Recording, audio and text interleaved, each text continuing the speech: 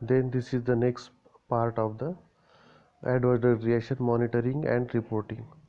We have started from the this multiple and intercurrent diseases, that is from the polypharmacy or any other drugs we are taking simultaneously. So here we can increase the risk due to the multiple drug use for their diseases. If you are taking the 2 drugs, 3 drugs, 5 drugs, they are able to increase the risk always increase with the multiple drugs. Then impaired hepatic and renal status also at high risk of developing adverse drug reactions. Means your liver is not functioning properly, or your kidney also is not going to function properly, so that may be high risk of very adverse drug reactions. So these two organs are very important. Why these two organs are important? Because one organ is making the metabolism and other organ is making the excretions. If both functions are not going to do very perfect, or you are not going to proper functioning, so this directly lead to the your problems of your adverse drug reactions. Patient with decreased renal function treated with the aminoglycoside increase risk of nephrotox. That is the example of nephrotoxicity, and also known as the example of multiple and intercurrent diseases. So if there is a already predisposing disease is already present in the body, they definitely going to produce the adverse drug reactions that should be monitored and reporting time to time. And then age also very important factor in terms of responding to the your drugs. So one is elderly and pediatric patient are more vulnerable to the adverse drug reaction. Elderly patients are vulnerable because they are not going to respond properly the medicine, and pediatric patient means the children are not going to take the proper medicines, and their metabolism already not so much developed, so that's why they can also produce some type of adverse drug reactions. So first is start from the elderly patient with the physiological changes. Physiological changes means metabolism is not going fast and very slow metabolism is taking, and so that's why their liver and kidney functions are not proper, not up to the 100%.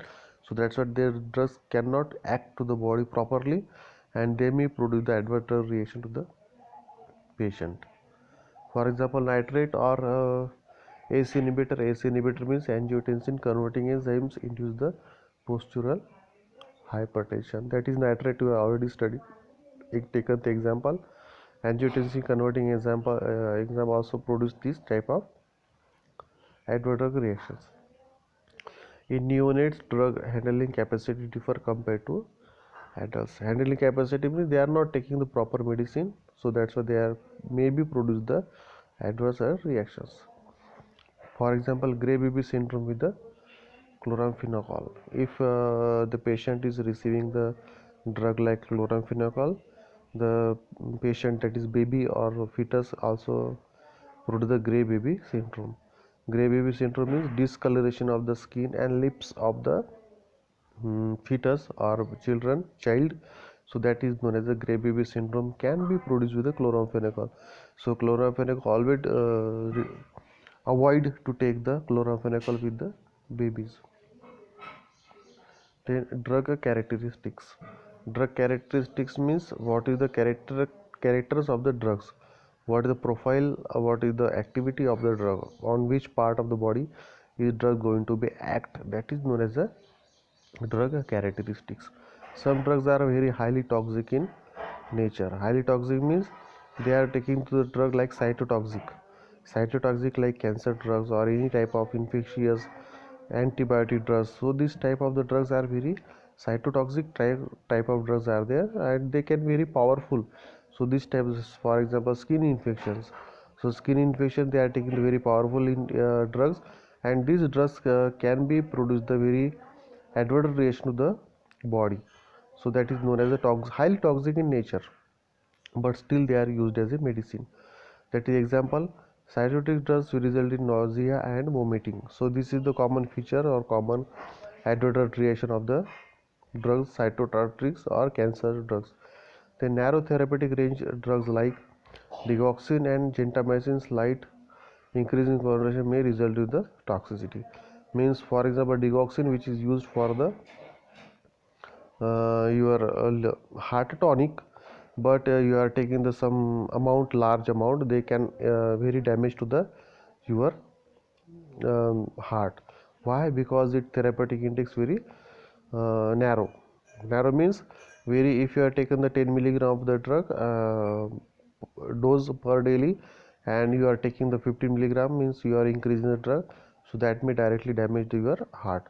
So that should not be followed with the drug. Means it is known as a very narrow therapeutic. If drug is any have the 10 milligram of the daily dose, and if you taken the 2 times dose 20 milligram, but still there is no production of the adverse reaction, that is known as a large therapeutic index. But here digoxin is very narrow therapeutic range, so that drug should not be taken as a large quantities or large dose. That is known as the example of drug characteristics.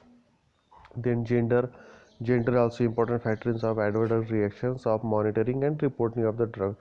They can be going to produce the adverse reaction to the women than the male, because due to the hormone, large amount of hormones are present in the woman body compared to your male body. Reasons are physiological, means functions of the body. Pharmacokinetics means ADME of the body.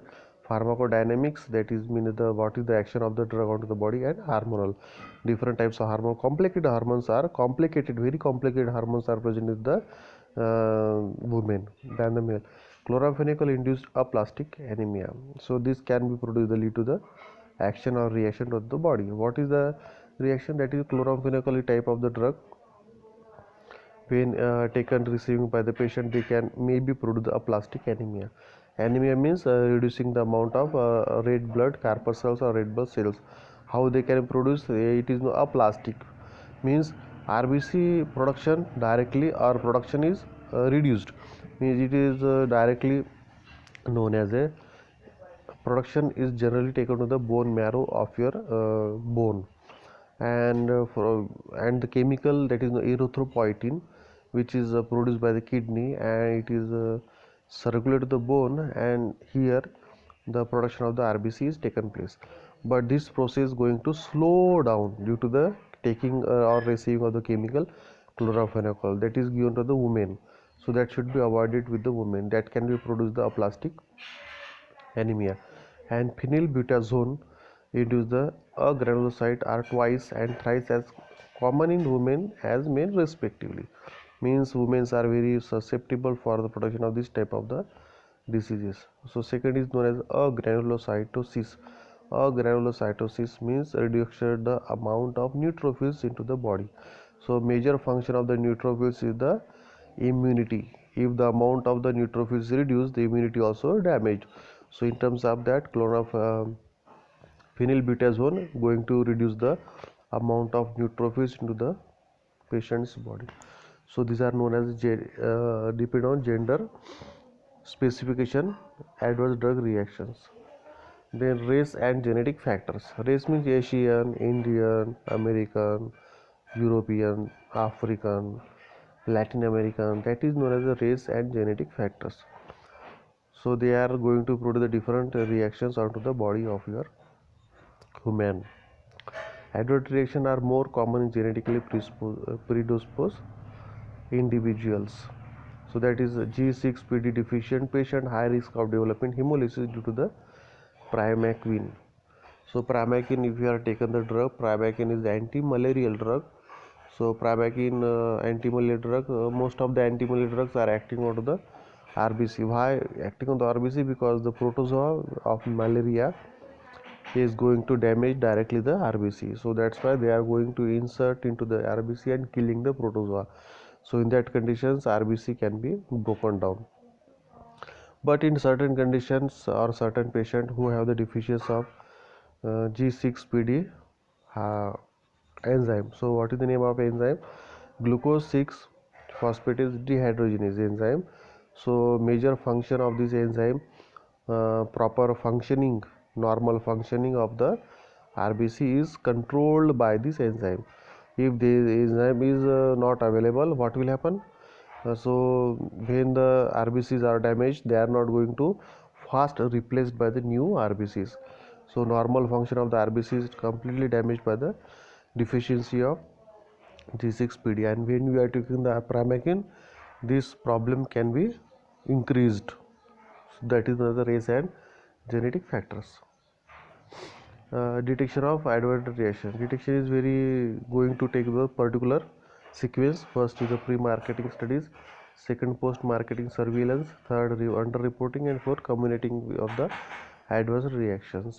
Detection is there. Steps involved are monitoring. How to detect and monitoring is there. Identify drug reaction is assessed between the drug and suspected reaction by using the various algorithms. Algorithm means statistics, means how much percent of the patient are receiving the adverse reactions are there. 1%, 2%, 5%. How many patients are there? If you are taken the given the medicine to the 100 patients, out of 100 patients, how many patients are producing the adverse drug reaction? That is known as a assessing the causality between the drugs are there. Suspected reactions. Documentation of ADR in patient medical record. Document, you have to produce the documents. So this is the most important factor in terms of monitoring and reporting of adverse drug reactions. Then reporting serious ADRs to the pharmacovigilance centers or ADR, the regulating authority. The which may be authority, you have to give the communication with the very fast if the ADRs are very serious. Then pre-marketing studies. Before marketing, they are going to produce the clinical studies are there. So performing the clinical studies, they maybe have the show or exhibit the any type of your activity of ADRs. During the development of new medicines, their safety is tested to the animal model. First, before going to human, they are going to test to the animal models. Specific animal studies for carcinogenicity means cancer production, teratogenicity means geneticity, and mutagenicity also. Mutagenicity means change. What are the change? If the skin color is changed, hair color is changed, or your any type of the activity is changed, dwarfism is produced. That is the mutagenicity also can be may be produced. Clinical trials are carried with different types of 3 phases prior to the submission of the marketing authorization application. 3 stages are there. Then pre-marketing studies first is another. Clinical trials normally identify the ADRs of frequency greater than 0.5 to 1%. Identify means what? They can take the serious action against the your ADRs. That is should be action reaction should be there 0.5 to 1%. If the out of 100 patient, if any one patient, if there will be the ADR, they can be going to take the identification of the ADRs and take the preventive measures of your drugs for the 0.5 to 1%. In post-marketing surveillance, pharmacovigilance methodologies are used for detection of risk and for the collection of risk information. Risk means ADR conditions. Powerful and cost-effective system for the identification of unknown drug related risk as spontaneous adverse reporting. Spontaneous means fast. They are going to immediate reaction of the ADRs are will for. Healthcare practitioners should see as part of professional duty report ADR result of patient under his care. How many patients are under his care, that should be reported. And then concerned identify product defect means if there is a defect of the product itself, dose is different or its quality or content is different, so that can be identified. And intoxicants, drug may be harmful or toxic, so that should be identified. And abuse means without any disease the drug is taken continuously by the patient, that is abuse. For sleeping pills like that or any type of habit forming drugs. And unexpected lack of therapeutic effect means therapeutic, it does not have any type of medicinal effect or the pharmacological effect, that is known as therapeutic effect. Without therapeutic effect, drug is there, so that is the post marketing surveillance is given. That is the end of the second part. Now we will go for the third part.